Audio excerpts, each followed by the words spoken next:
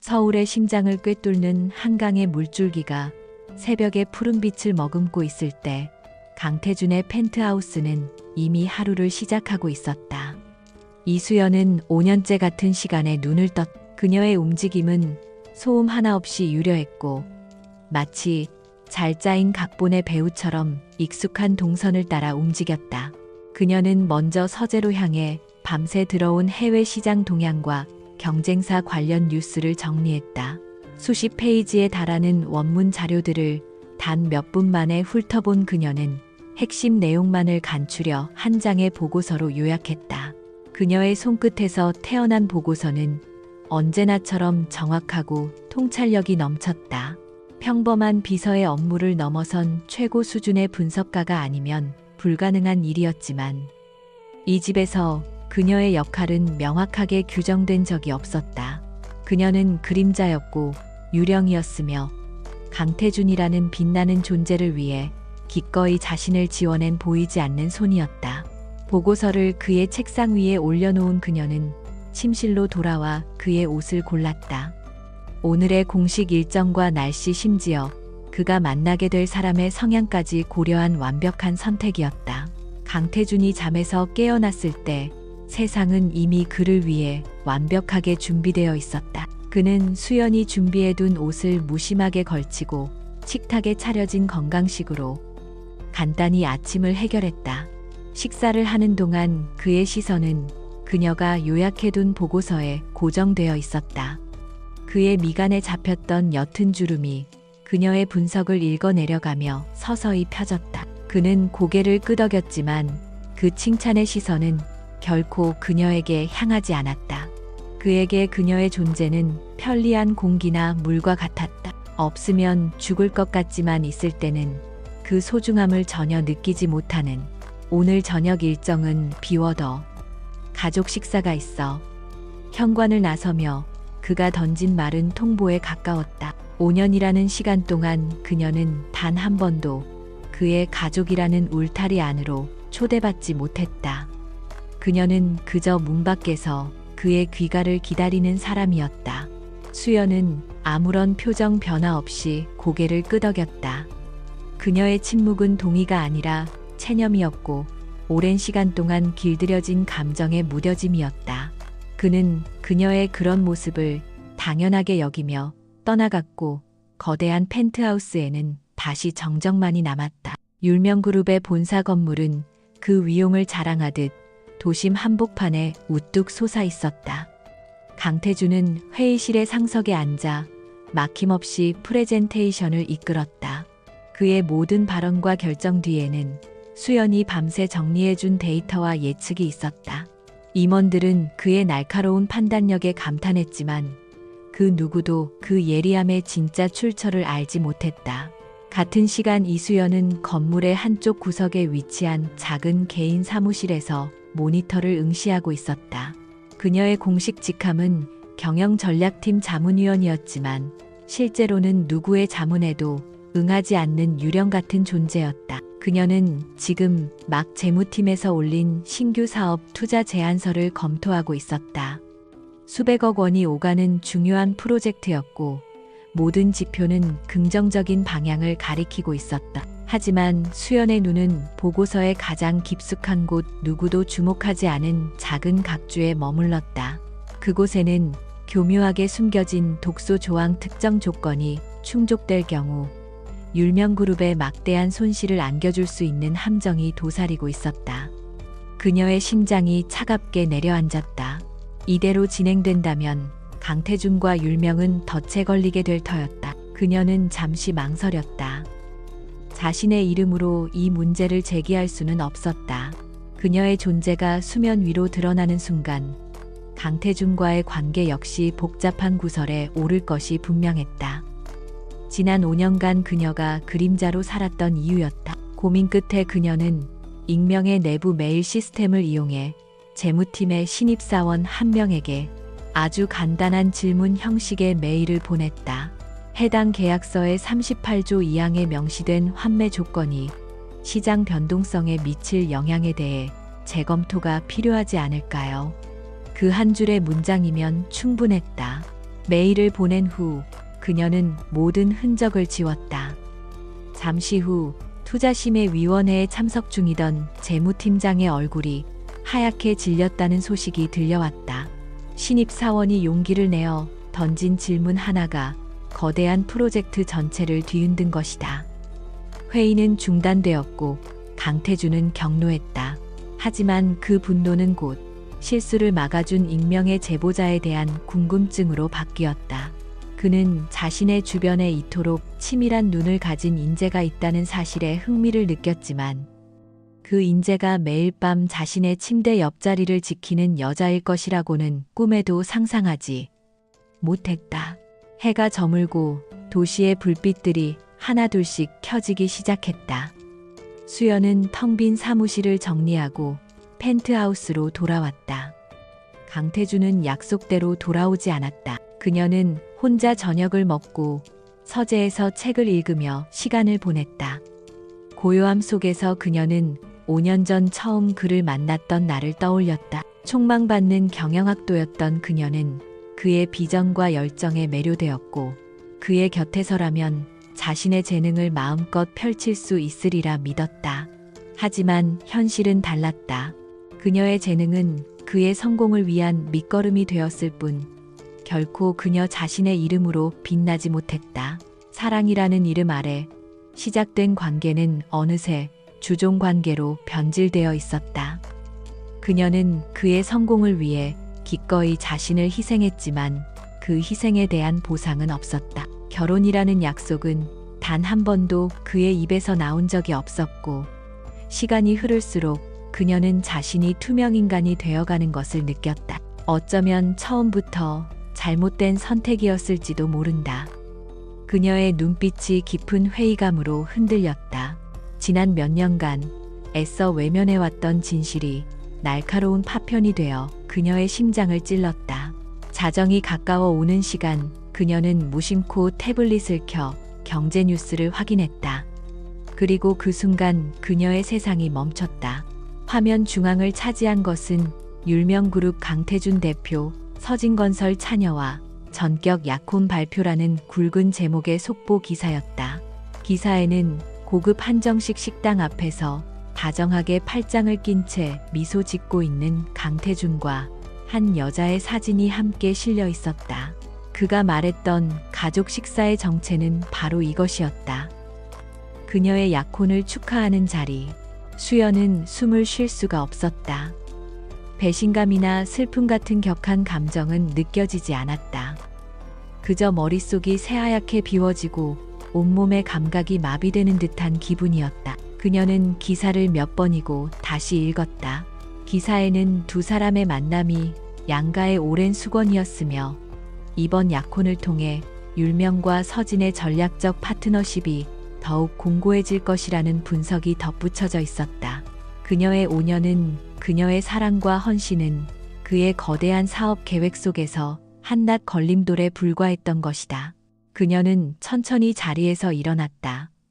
태블릿 화면 속에서 환하게 웃고 있는 남자는 그녀가 알던 강태준이 아니었다. 아니, 어쩌면 저것이 그의 본 모습이었고 자신만이 애써 다른 모습을 보고 싶어 했는지도 모른다. 그녀는 침실로 걸어 들어가 옷장 문을 열었다. 그가 사준 값비싼 옷들과 보석들이 가득했지만 그중 어느 것 하나 온전히 그녀의 것이라고 느껴지는 것은 없었다. 모든 것이 강태준의 여자라는 이름표가 붙은 소유물일 뿐이었다. 수연은 자신의 낡은 여행 가방을 꺼냈다. 5년 전 이 집으로 들어올 때 가져왔던 유일한 그녀의 물건이었다. 그녀는 옷가지 몇 개와 자신의 명의로 된 통장, 그리고 낡은 책 몇 권만을 가방에 담았다. 다른 것은 아무것도 필요 없었다. 그녀는 이 집에서의 모든 기억, 모든 미련을 남겨두고 떠나기로 결심했다. 지난 5년간 그녀를 묶어왔던 침묵의 족쇄가 산산조각 나는 소리가 들리는 듯했다. 그것은 끝을 알리는 파열음이자 새로운 시작을 예고하는 소리였다. 마지막으로 그녀는 서재 책상에 앉아 짧은 편지를 썼다. 사직서였다. 개인적인 사유로 인해 오늘부로 자문위원직을 사임합니다. 거기에는 어떤 원망도 미련도 담겨 있지 않았다. 그저 사무적인 문장만이 건조하게 적혀 있을 뿐이었다. 편지를 봉투에 넣은 그녀는 자신이 쓰던 모든 기기를 초기화하고 집안 곳곳에 남아있을지 모를 자신의 흔적을 꼼꼼하게 지워나갔다. 새벽이 오기 전 그녀는 작은 여행 가방 하나만을 든 채 소리 없이 그 거대한 성을 빠져나왔다. 5년간의 긴 꿈에서 깨어나는 순간이었다. 강태주는 약혼 축하연으로 얼큰하게 취한 채 새벽녘이 되어서야 펜트하우스로 돌아왔다. 현관문을 열었을 때 그를 맞이한 것은 익숙한 온기가 아니라 서늘한 정적이었다. 늘 켜져 있던 거실의 간접 조명은 꺼져 있었고 그가 들어오는 소리에도 그녀는 모습을 드러내지 않았다. 그는 미간을 찌푸렸다.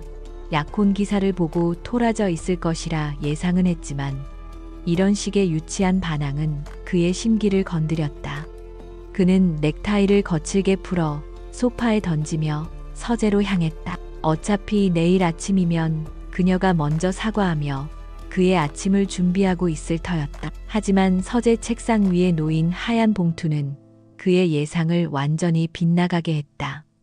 봉투에는 어떤 꾸밈이나 감정도 없이 사직서라는 단어만 단정하게 적혀 있었다. 그는 헛웃음을 터뜨리며 봉투를 뜯었다.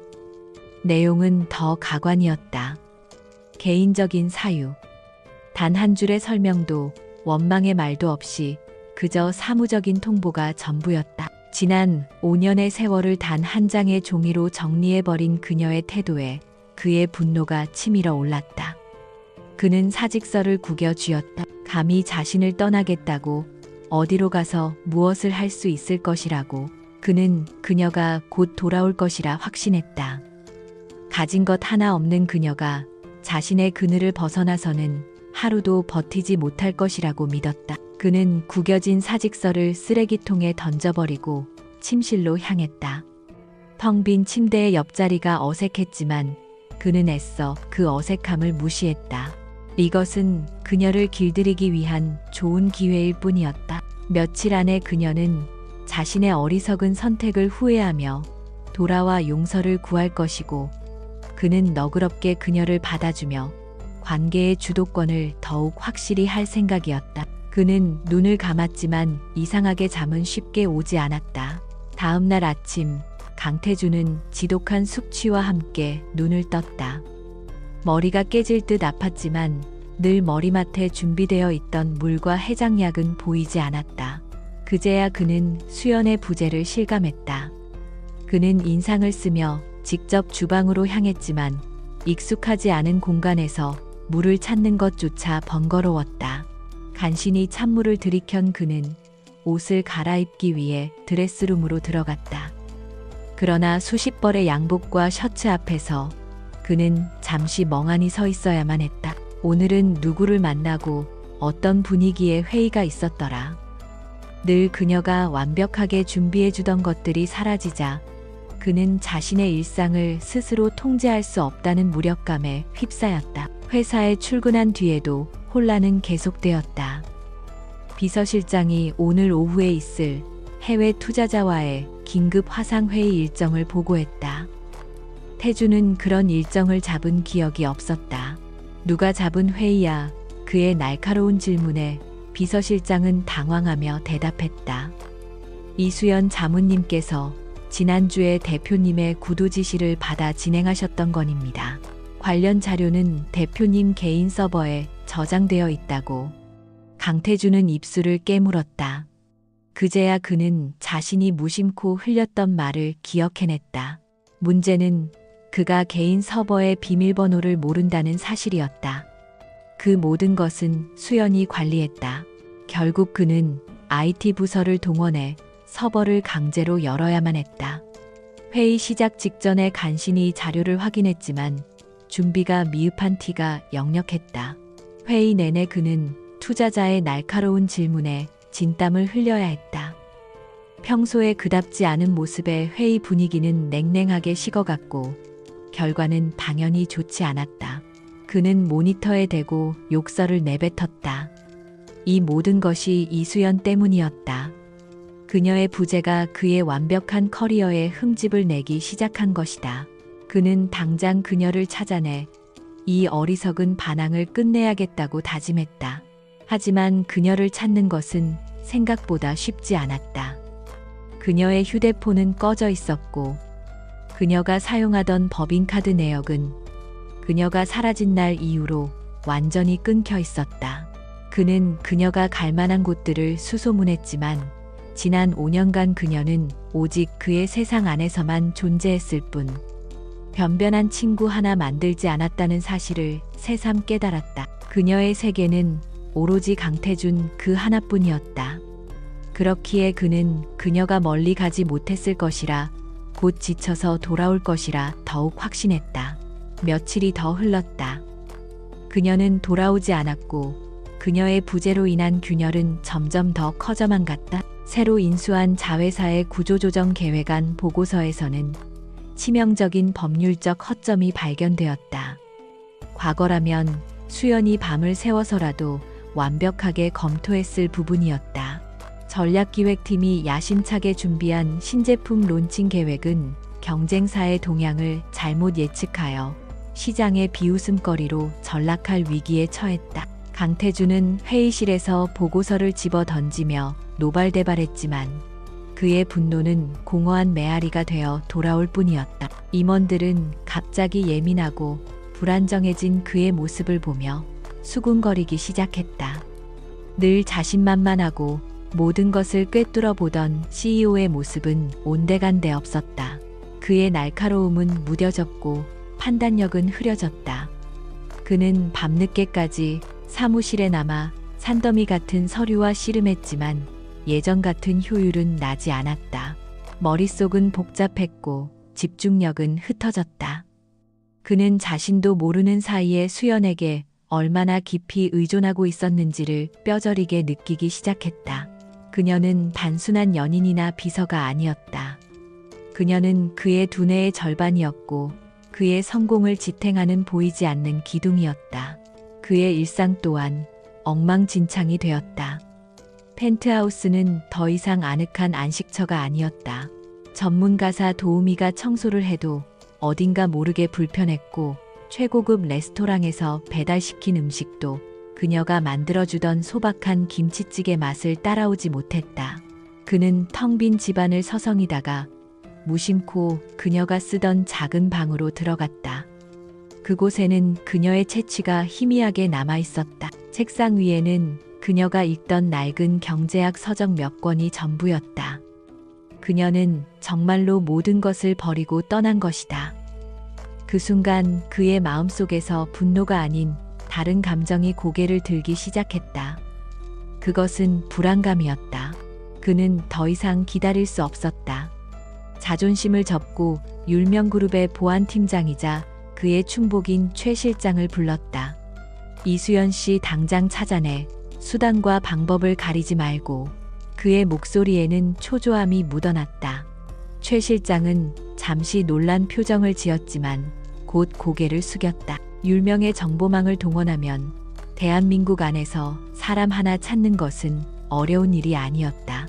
하지만 며칠 뒤 최 실장이 가져온 보고는 강태준을 더욱 깊은 혼란 속으로 밀어넣었다. 아무런 흔적도 없습니다. 신용카드, 교통카드 통신 기록, 모든 것이 그녀가 사라진 날을 기점으로 끊겼습니다. 마치 증발해버린 것 같습니다. 최 실장의 보고를 듣는 강태준의 얼굴이 굳어졌다. 그녀의 개인 계좌는 출금 기록이 없습니다.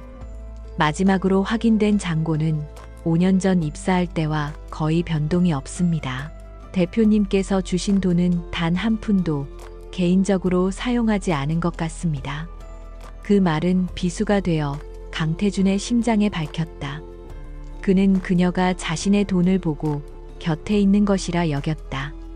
하지만 그녀는 그의 부와 권력을 조금도 탐하지 않았던 것이다. 그녀가 계획적으로 아주 오래전부터 이별을 준비해왔다는 사실이 그의 머리를 강타했다. 이것은 순간적인 감정으로 벌인 일이 아니었다. 철저하게 계산된 완벽한 소멸이었다. 그는 이제야 사태의 심각성을 깨달았다. 그녀는 돌아오지 않을 것이다. 자신의 어리석음을 후회하며 용서를 구하러 오는 일은 결코 없을 것이다. 반대로 후회해야 할 사람은 바로 자신이었다. 그는 거대한 상실감과 함께 밀려오는 이름 모를 두려움에 몸을 떨었다. 그녀가 없는 세상, 그녀가 없는 율명, 그녀가 없는 강태준은 상상해본 적조차 없었다. 최 실장의 보고는 강태준에게 내려진 사형 선고나 다름없었다. 흔적이 없다는 것은 그녀가 돌아올 마음이 없을 뿐만 아니라 그가 찾을 수조차 없도록 완벽하게 자신을 지웠다는 의미였다. 그의 오만함은 산산조각 났고 그 자리에는 지독한 무력감이 들어찼다. 그는 처음으로 자신의 통제권 밖에 있는 일이 생겼다는 사실에 전율했다. 이수연이라는 존재는 그가 세운 왕국의 가장 연약한 부분이자 동시에 가장 핵심적인 부분이었다. 그리고 이제 그 핵심이 송두리째 뽑혀나간 것이다. 그날 이후 강태준은 일에 집중할 수 없었다. 그의 머릿속은 온통 이수연에 대한 생각으로 가득 찼다. 그는 회의를 취소하고 약속을 미룬 채 텅 빈 펜트하우스로 돌아왔다. 그는 마치 순례자처럼 집안 곳곳에 남은 그녀의 희미한 흔적을 찾아 헤맸다. 그녀가 늘 앉아있던 소파의 한쪽 구석, 그녀가 즐겨 쓰던 찻잔, 그리고 그녀의 작은 방. 그곳은 시간이 멈춘 듯 모든 것이 그대로였지만 주인이 사라진 공간은 낯설고 차갑기만 했다. 그는 홀린 듯 그녀의 책상 앞에 앉았다. 서랍을 열자 그 안에는 낡은 대학 전공 서적 몇 권이 들어 있었다. 그는 무심코 책 한 권을 펼쳤다. 거시 경제 변동성 예측 모델에 관한 연구. 복잡한 수식과 그래프가 가득한 페이지의 여백에는 빽빽하게 그녀의 손글씨가 적혀 있었다. 기존 이론의 허점을 날카롭게 파고들고 자신만에 대한 모델을 제시하는 내용은 단순한 학생의 필기 수준을 넘어서 있었다. 그것은 한 명의 비범한 학자가 남긴 깊은 고뇌의 흔적이었다. 강태준은 책을 넘기던 손을 멈췄다. 그는 지난 5년간 단 한 번도 그녀에게 대학 시절에 대해 물어본 적이 없었다. 그녀가 무엇을 공부했고 어떤 꿈을 꾸었는지에 대해 조금도 관심을 가지지 않았다. 그는 그저 자신의 필요에 맞춰 그녀를 빚어 연인 때로는 감정의 쓰레기통으로 소비했을 뿐 이수연이라는 한 인간의 고유한 세계를 들여다보려 하지 않았다. 자신의 눈앞에 있던 보석을 알아보지 못하고 돌멩이처럼 취급했던 과거의 어리석음이 그의 심장을 아프게 찔렀다. 그는 밤늦게 회사로 차를 몰았다. 그녀가 쓰던 사무실은 이미 모든 짐이 빠져나가 텅 비어 있었다. 그는 정보보안팀을 호출해 그녀가 사용하던 컴퓨터의 하드 드라이브를 복원하라고 지시했다. 사적인 정보 침해라는 것을 알았지만 그는 멈출 수 없었다. 그녀에 대한 단서 하나라도 찾아야만 했다. 몇 시간에 걸친 작업 끝에 데이터가 복원되었지만 예상대로 개인적인 파일은 하나도 없었다. 오직 업무 관련 자료들만이 연도별 프로젝트별로 완벽하게 정리되어 있을 뿐이었다. 그는 실망감에 한숨을 쉬며 인터넷 접속 기록을 훑어보았다. 대부분이 경제 뉴스 사이트나 기업 분석 리포트 관련 사이트였다. 그런데 그의 눈에 유독 낯선 주소 하나가 들어왔다. 아고라 이코노믹스. 그는 그 이름을 들어본 적이 없었다. 호기심에 사이트에 접속한 그는 놀라움을 금치 못했다. 그곳은 실명을 숨긴 최고의 경제 전문가들이 모여 가상 시나리오를 통해 시장의 미래를 예측하고 토론하는 극소수에게만 알려진 비공개 포럼이었다. 그는 이수연이라는 이름이나 그녀와 관련된 어떤 아이디도 찾을 수 없었다. 역시나 흔적을 남기지 않은 것인가. 포기하려던 순간 그는 포럼의 명예의 전당 게시판에 올라온 전설적인 논객들의 아이디 목록을 발견했다. 그리고 그중 하나, 카산드라 캐샌드라라는 아이디가 그의 시선을 사로잡았다. 카산드라는 그리스 신화에 나오는 미래를 예견하지만 아무도 그 예언을 믿어주지 않았던 비운의 예언가였다. 그녀는 지난 몇 년간 포럼에서 활동하며 수많은 경제 위기와 기업의 흥망성쇠를 소름 끼칠 정도로 정확하게 예측하여 경외의 대상이 되어 있었다. 강태준은 마른 침을 삼키며 카산드라가 작성한 과거의 글들을 읽어 내려가기 시작했다. 그러다 그의 심장이 멎는 듯했다.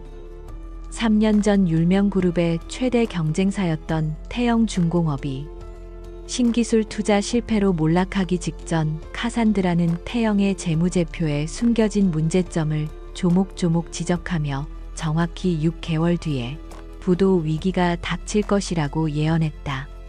그리고 그 글이 올라온 지 며칠 뒤 이수연은 그에게 태영중공업의 잠재적 리스크에 대한 보고서를 슬쩍 내밀었던 것이다. 그는 당시 그녀의 보고서를 대수롭지 않게 여겼다가 반년 뒤 예언이 현실이 되자 뒤늦게 그녀의 통찰력에 감탄했었다. 그것은 시작에 불과했다.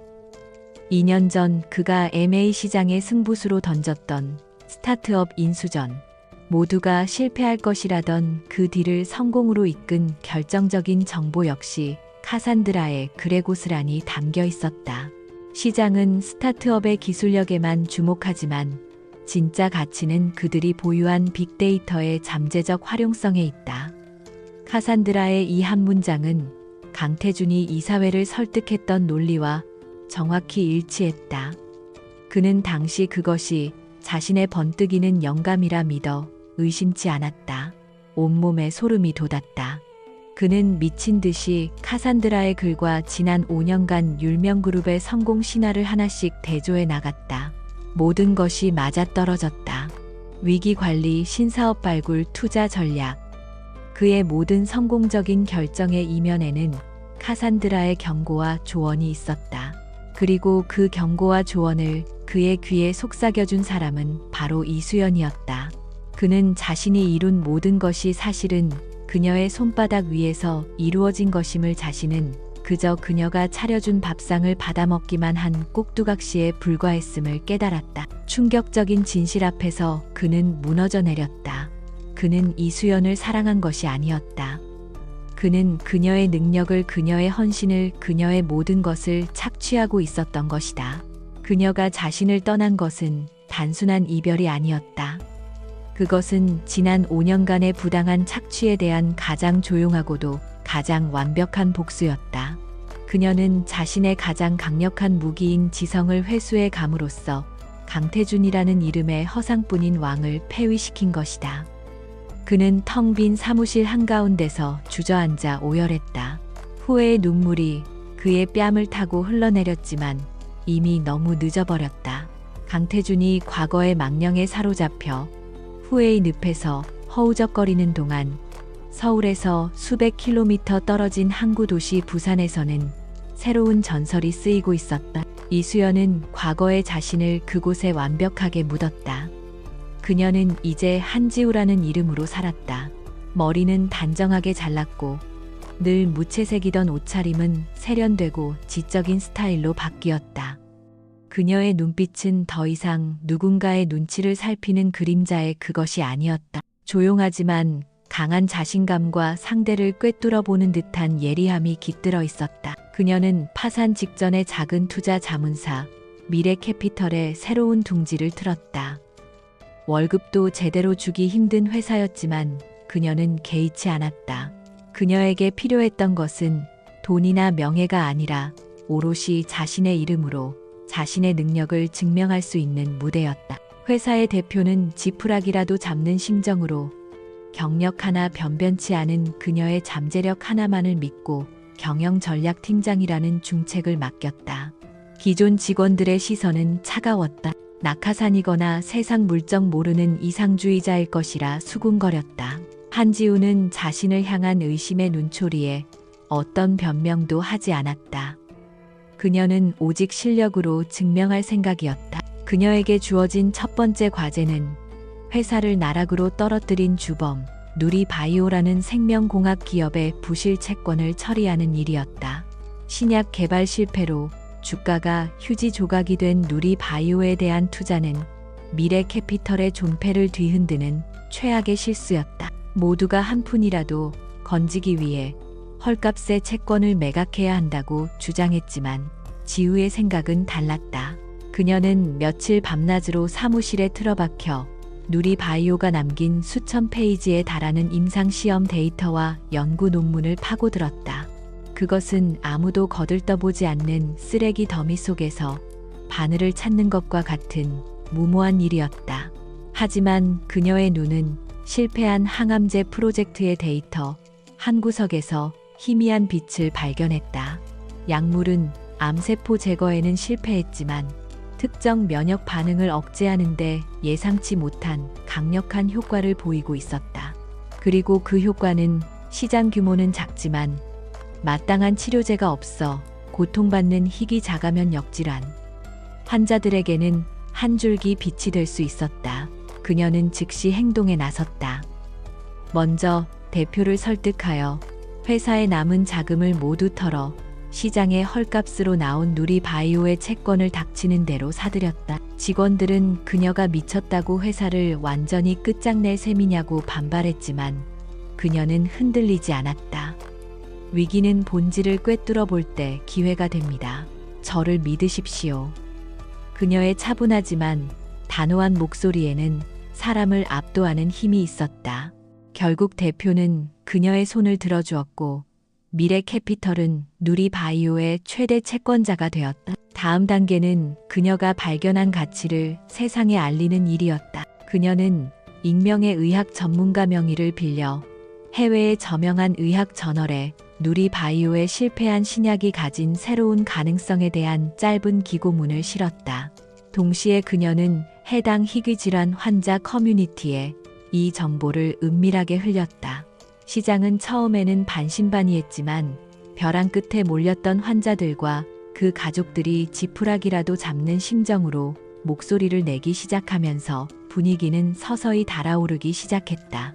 결정적인 한 방은 율명 그룹의 오랜 경쟁사인 대영 제약을 움직인 것이었다. 지우는 대영 제약의 신사업 개발팀이 새로운 성장 동력을 찾고 있다는 정보를 입수하고 그들에게만 누리바이오의 미공개 임상 데이터를 접근할 수 있는 권한을 제공했다. 데이터의 가치를 알아본 대영 제약이 누리바이오 인수에 관심을 보인다는 소문이 퍼지자 판도는 완전히 뒤집혔다. 다른 거대 제약사들까지 뒤늦게 경쟁에 뛰어들면서 아무도 거들떠보지 않던 누리바이오의 가치는 하루가 다르게 폭등했다.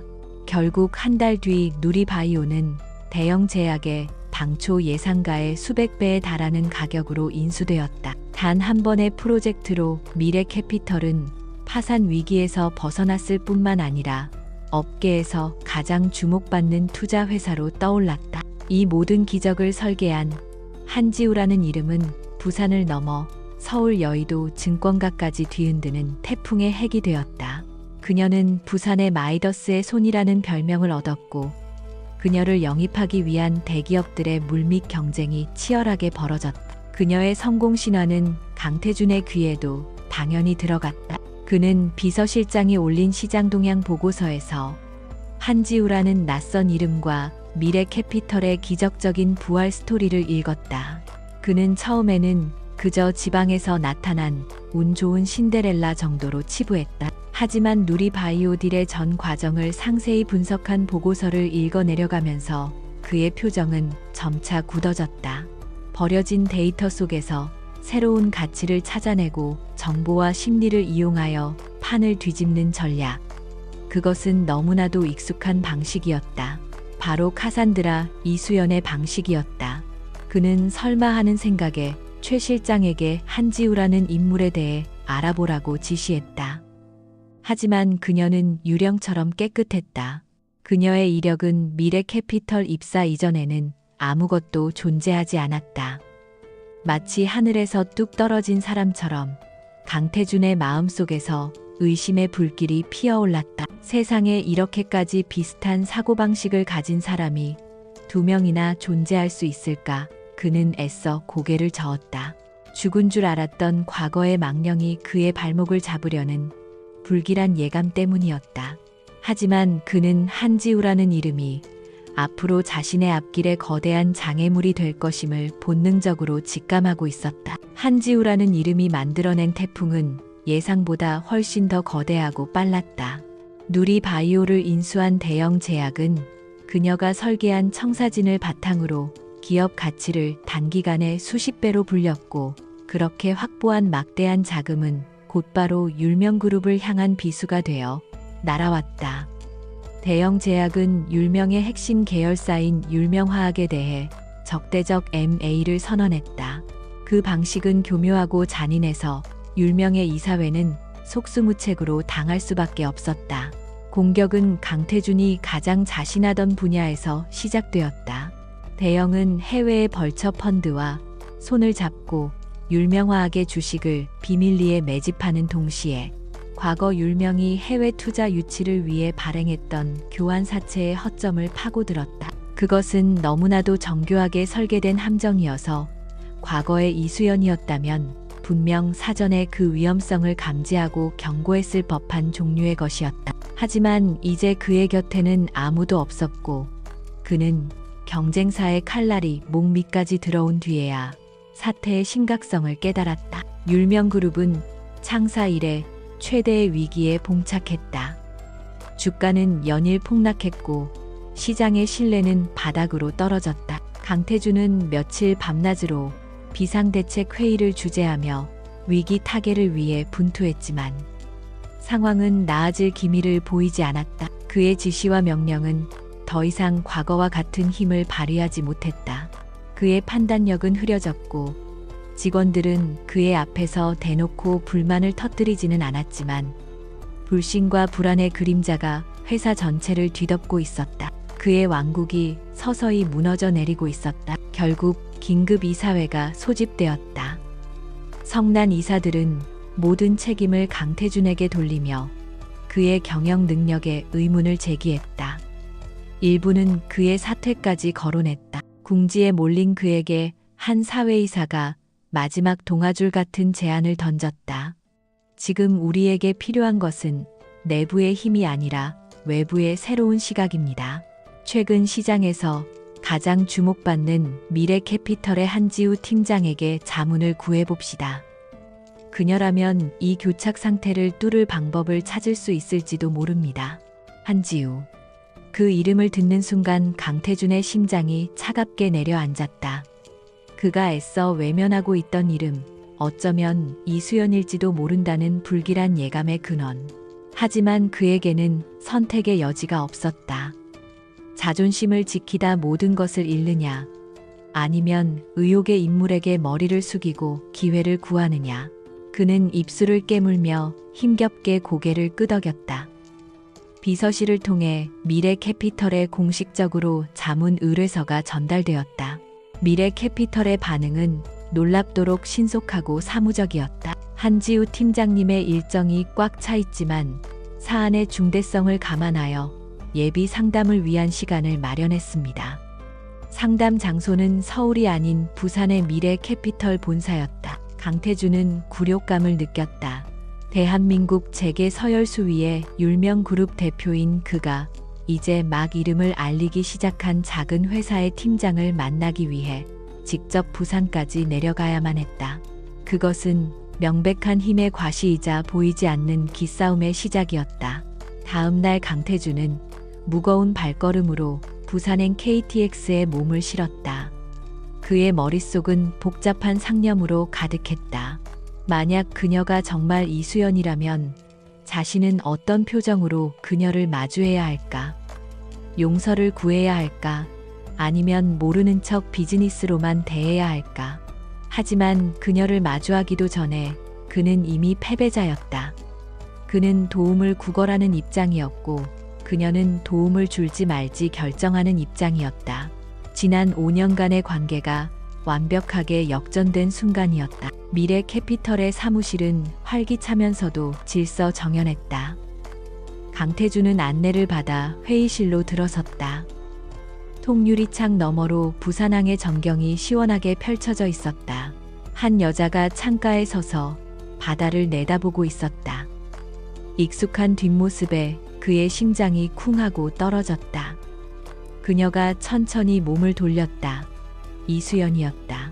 하지만 그녀는 더 이상 그가 알던 이수연이 아니었다. 그녀의 눈빛에는 과거의 순종적인 온기는 사라지고 냉철한 지성과 감히 범접할 수 없는 카리스마가 자리 잡고 있었다. 오랜만입니다. 강태준 대표님. 미래캐피털의 한지우입니다. 그녀의 목소리는 얼음장처럼 차가웠다. 그녀는 가볍게 목례를 하고는 회의 테이블의 상석을 가리켰다. 마치 처음 보는 사람을 대하듯 완벽하게 공적인 태도였다.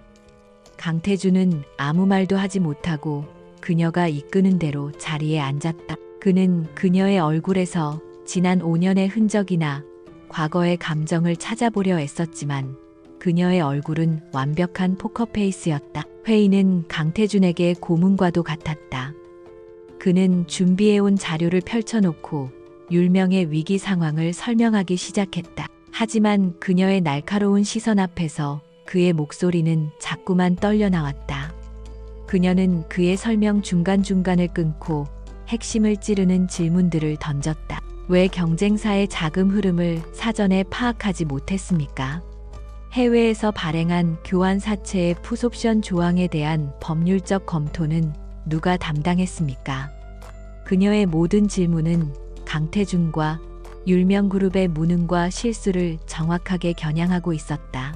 그는 변명을 하려 했지만 그녀 앞에서 모든 것이 무의미했다.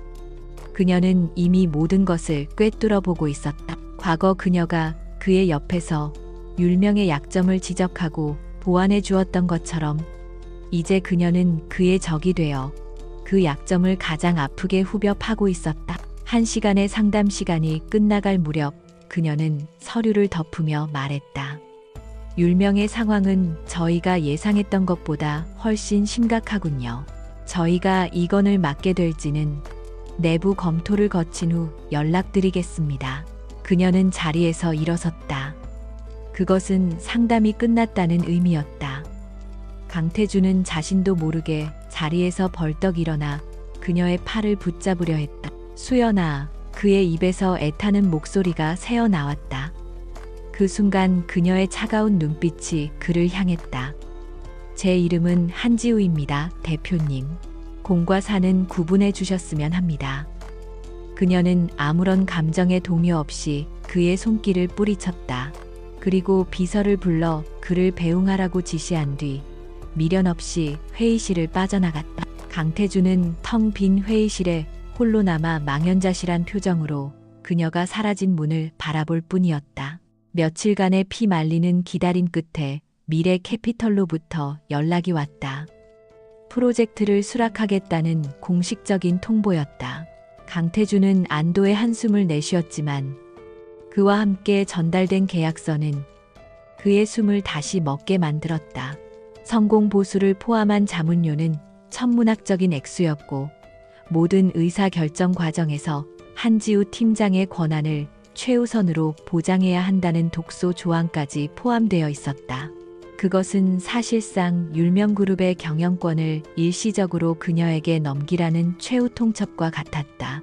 이사회는 격렬하게 반발했지만 다른 대안이 없었기에 결국 울며 겨자 먹기로 계약서에 도장을 찍을 수밖에 없었다. 다음 날 한지우와 그녀의 팀원들이 율명그룹 본사에 입성했다. 그들은 마치 점령군처럼 사내의 모든 기밀 자료에 접근했고 임원들을 어린아이 다루듯 몰아붙이며 숨겨진 문제점들을 파헤치기 시작했다.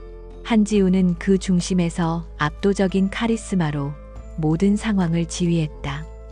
그녀의 지시는 군더더기 없이 명확했고 그녀의 분석은 송곳처럼 날카로웠다. 강태준은 회의실 한쪽 구석에서 무력하게 그 모든 과정을 지켜봐야만 했다. 그는 더 이상 이 왕국의 주인이 아니었다. 그는 그저 그녀의 처분을 기다리는 죄인에 불과했다.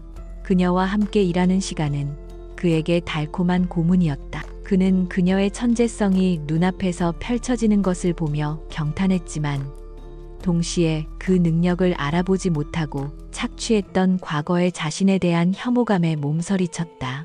그는 그녀에게 말을 걸고 싶었다. 사과하고 싶었고 변명하고 싶었다. 하지만 그녀는 단 한순간도 그에게 개인적인 틈을 허용하지 않았다. 그녀에게 그는 오직 강태준 대표님이자 구제해야 할 무능한 클라이언트일 뿐이었다. 그 철저한 거리감은 그의 가슴을 더욱 아프게 했다. 한지우의 지휘 아래 율명그룹은 서서히 반격의 실마리를 찾아가기 시작했다. 그녀는 대형 제약의 공격 패턴을 역이용하여 그들이 설치한 덫으로 그들을 다시 끌어들이는 대담한 전략을 펼쳤다. 시장은 그녀의 천재적인 플레이에 열광했고 율명의 주가는 조금씩 안정을 되찾아갔다. 위기가 수습될 기미를 보이자 가장 먼저 불안감을 느낀 것은 강태준의 약혼 여인 오유라와 그녀의 가족들이었다. 그들은 율명그룹을 집어삼키려던 계획이 틀어지는 것을 원치 않았고 모든 것을 망쳐놓은 한지우라는 존재를 증오하기 시작했다. 오유라는 겉으로는 교양 있고 우아했지만 속은 질투와 이기심으로 가득 찬 인물이었다. 그녀는 한지우와 강태준 사이에 흐르는 미묘한 기류를 본능적으로 감지하고 위협을 느꼈다. 그녀는 사람을 시켜 한지우의 뒷조사를 시작했다. 아무것도 나오지 않는 그녀의 과거에 의심을 품은 조사원은 끈질기게 매달렸고 마침내 한지우가 과거 강태준의 펜트하우스에 5년간 머물렀던 여자 이수연이라는 사실을 밝혀냈다. 오유라의 입가에 잔인한 미소가 번졌다. 그녀는 완벽한 공격 무기를 손에 넣은 것이다. 며칠 뒤 한 타블로이드 신문에 자극적인 제목의 기사가 실렸다. 율명그룹을 구원한 신데렐라 알고 보니 복수를 위해 돌아온 버림받은 옛 애인. 기사는 이수연이라는 여자가 강태준 대표에게 버림받은 뒤 앙심을 품고 이름을 바꾼 채 의도적으로 접근했으며 그의 약혼을 파탄내고 회사를 차지하려는 목적을 가지고 있다는 악의적인 내용으로 가득했다. 기사에는 과거 그녀가 강태준의 집을 드나들던 사진까지 교묘하게 편집되어 실려 있었다. 스캔들은 순식간에 퍼져나갔다. 여론은 차갑게 돌아섰다. 천재적인 전략가 한지우는 하루아침에 남의 약혼자를 탐내는 파렴치한 여자로 낙인 찍혔다. 회사는 발칵 뒤집혔고 이사회는 당장 한지우와의 계약을 파기해야 한다고 아우성쳤다. 이 모든 소동 속에서 한지우는 놀라울 정도로 침착했다. 그녀는 쏟아지는 비난과 의심의 눈초리 속에서도 묵묵히 자신의 일을 계속했지만 아무도 보지 않는 곳에서 그녀의 어깨가 미세하게 떨리는 것을 강태준은 보았다. 그는 알 수 있었다. 그녀가 지금 얼마나 깊은 상처를 받고 있는지를. 그날 밤 강태준은 오유라를 찾아갔다. 그는 이 모든 것이 그녀의 짓이라는 것을 직감했다. 그의 추궁에 오유라는 조금도 당황하지 않고 오히려 당당하게 맞섰다. 그래, 내가 했어. 그 여자가 오빠와 우리 가문을 망치게 둘 수는 없잖아. 이제 선택해. 저 더러운 여자와 끝내고 나한테 돌아올지 아니면 저 여자와 함께 나락으로 떨어질지. 그녀의 차가운 목소리에 강태준은 온몸의 피가 식는 것을 느꼈다. 그는 자신이 괴물을 만들어냈음을 깨달았다. 자신의 이기심과 비겁함이 결국 가장 사랑했던 사람에게 지울 수 없는 상처를 입힌 것이다. 그는 결심했다. 더 이상 비겁하게 숨거나 침묵하지 않기로. 자신의 과오를 바로잡기 위해, 그리고 그녀를 지키기 위해 자신이 가진 모든 것을 걸기로. 다음 날 오전 강태준은 긴급 기자회견을 소집했다. 기자회견장에는 수많은 취재진이 몰려들었다. 모두가 그가 스캔들을 부인하고 한지우를 비난하며 자신의 약혼녀를 옹호할 것이라 예상했다. 하지만 그의 입에서 나온 첫마디는 모두의 예상을 완전히 뒤엎었다. 오늘 이 자리에 선 것은 한 가지 진실을 말씀드리기 위해서입니다. 그는 떨리는 목소리로 말을 이었다. 기사에 나온 내용은 모두 사실이 아닙니다. 진실은 제가 오늘부로 서진건설의 오유라 씨와 파혼한다는 것입니다. 장내는 순식간에 물을 끼얹은 듯 조용해졌다. 그는 잠시 숨을 고른 뒤 자신의 가장 치욕적인 비밀을 세상에 공개하기 시작했다. 그리고 한지우 팀장 아니 이수연 씨는 제게 버림받은 것이 아닙니다. 제가 그녀를 버렸고 그녀의 재능을 훔쳤으며 그녀의 인생을 망가뜨렸습니다. 그는 지난 5년간의 진실을 남김없이 털어놓았다. 그녀가 어떻게 자신을 위해 헌신했는지, 그녀의 천재적인 분석 능력이 어떻게 율명의 성공을 이끌었는지, 그리고 자신이 어떻게 그 모든 공을 가로채고 그녀를 그림자 속에 가두었는지. 그의 고백은 한 남자의 참회이자 한 여자에게 보내는 뒤늦은 찬사였다. 기자회견장은 터져 나오는 카메라 플래시로 가득 찼고 강태준은 그 불빛 속에서 조용히 눈물을 흘렸다. 그것은 그가 태어나서 처음으로 타인을 위해 그리고 진실을 위해 흘리는 눈물이었다. 강태준의 폭탄 선언은 대한민국 전체를 뒤흔들었다. 다음 날 모든 신문과 방송의 헤드라인은 그의 기자회견 소식으로 도배되었다. 재벌가의 추악한 스캔들이라는 자극적인 프레임 대신 한 남자의 뒤늦은 고백과 참회라는 관점에서 사건을 조명하는 기사들이 줄을 이뤘다. 여론은 급반전했다. 한지우 아니 이수연을 향했던 비난의 화살은 동정과 경외감으로 바뀌었고 모든 비난은 강태준과 오유라 그리고 율명그룹의 비도덕적인 경영 행태로 향했다. 오유라와 서진건설은 대중의 맹렬한 비난 속에 완전히 몰락했다. 주가는 폭락했고 예정되었던 모든 프로젝트가 좌초되었다. 강태준의 가족 역시 그를 의절하며 모든 책임을 그에게 떠넘겼지만 이미 기운 여론을 되돌릴 수는 없었다. 율명그룹의 이사회는 그에게 즉각적인 사퇴를 요구했다. 하지만 그는 이미 모든 것을 내려놓은 상태였다. 그는 이수연이 율명의 위기를 완전히 수습하는 것을 본 뒤 아무런 미련 없이 대표이사직 사임서에 도장을 찍었다. 이수연은 계약 기간이 끝날 때까지 자신의 임무를 완벽하게 수행했다. 그녀는 더 이상 자신을 향한 동정이나 비난에 흔들리지 않았다. 그녀는 오직 프로로서의 책임감으로 움직였다. 그녀의 지휘 아래 율명그룹은 대형 제약의 공격을 성공적으로 방어해냈고 오히려 이번 사태를 계기로 내부의 부실을 털어내고 더욱 견고한 지배 구조를 갖추게 되었다. 마지막 회의가 끝나던 날 그녀는 아무런 인사도 없이 조용히 율명그룹을 떠났다. 그녀는 자신의 이름으로 얻어낸 완벽한 승리만을 남겨두고 떠난 것이다. 강태준은 자신이 세운 왕국에서 스스로 걸어나왔다. 그는 보유하고 있던 주식의 대부분을 사회에 환원했고 오직 작은 집 한 채와 생활비만을 남겨둔 채 대중의 시야에서 완전히 사라졌다. 화려했던 CEO 강태준은 죽고 평범한 인간 강태준으로 다시 태어나는 과정은 고통스러웠다. 그는 지난 수십 년간 자신이 얼마나 많은 것을 당연하게 누려왔는지, 그리고 그 과정에서 얼마나 많은 사람에게 상처를 주었는지를 뼈저리게 반성했다. 그는 작은 서점에서 아르바이트를 하며 조용히 살아갔다. 책 속에서 그는 과거 자신이 놓쳤던 세상의 지혜를 배웠다. 시간이 흘렀다. 이수연은 금융계의 가장 빛나는 별이 되었다. 그녀가 이끄는 미래캐피털은 업계 최고의 투자회사로 성장했고 그녀의 이름 앞에는 늘 살아있는 전설이라는 수식어가 따라붙었다. 그녀는 더 이상 과거의 그늘에 갇혀 살지 않았다. 수많은 언론이 그녀의 인터뷰를 원했지만 그녀는 늘 정중히 사양했다. 그녀는 스포트라이트 대신 묵묵히 자신의 자리에서 실력으로 세상과 소통했다. 그녀는 진정으로 자유롭고 강인해졌다.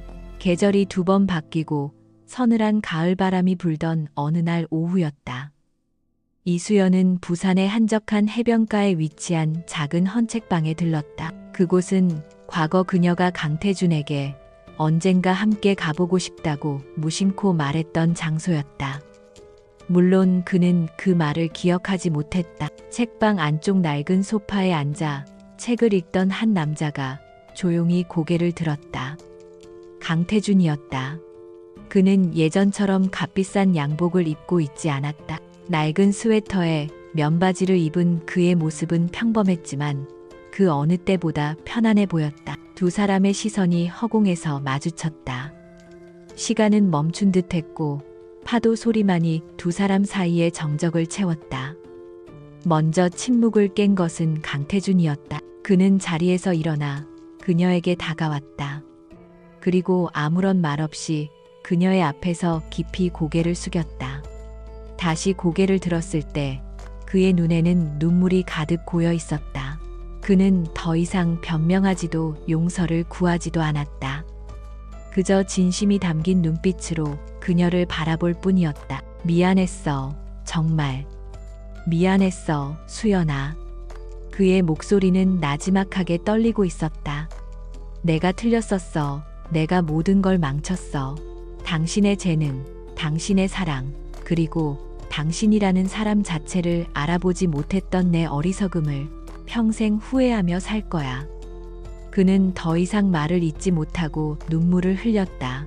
그것은 후회의 눈물이자 뒤늦게나마 진실을 마주하게 된 한 남자의 참회였다. 그의 눈물에는 어떤 계산도 의도도 없었다. 이수연은 조용히 그의 눈물을 바라보았다. 그녀의 마음속에서 오랫동안 그녀를 짓누르던 마지막 응어리가 조용히 녹아내리는 것을 느꼈다. 그녀는 증오를 넘어 연민을 넘어 이제야 비로소 그를 한 인간으로서 온전히 이해할 수 있게 되었다. 그녀는 희미하게 미소 지으며 말했다. 당신은 이제야 내가 알던 그 사람을 닮았네요. 내가 5년 전에 사랑했던 열정 넘치고 순수했던 그 남자를요. 그녀의 말에 강태준은 고개를 들었다. 그의 눈에 희망의 빛이 어렸다. 하지만 그녀는 천천히 고개를 저었다. 모든 것이 너무 멀리 와버렸어요. 우리는 이미 각자의 길 위에서 너무 많은 것을 겪었어요. 그녀는 그에게서 한 걸음 뒤로 물러섰다. 그것은 거절이 아니었다. 그것은 존중이었다. 과거의 상처 위에서 위태롭게 다시 시작하는 대신 각자의 자리에서 서로의 행복을 빌어주겠다는 성숙한 이별의 방식이었다. 그녀는 마지막으로 그를 향해 진심 어린 미소를 지어 보였다. 잘 지내요, 태준 씨. 이수연은 책방을 나와 해질녘의 노을이 붉게 물든 해변을 향해 걸어갔다. 강태준은 그런 그녀의 뒷모습을 차마 붙잡지 못하고 오랫동안 바라보았다. 그의 뺨을 타고 흐르는 눈물은 더 이상 쓰라리지 않았다. 그녀가 남기고 간 마지막 미소 속에서 그는 비로소 긴 어둠의 터널을 지나 한 줄기 빛을 발견한 것 같았다. 두 사람은 각자의 길을 걸어갈 것이다. 하지만 언젠가 아주 오랜 시간이 흐른 뒤에 그들은 상처와 후회가 아닌 미소로 서로를 마주할 수 있을지도 모른다. 진정으로 서로가 동등해진 그날의 말이다.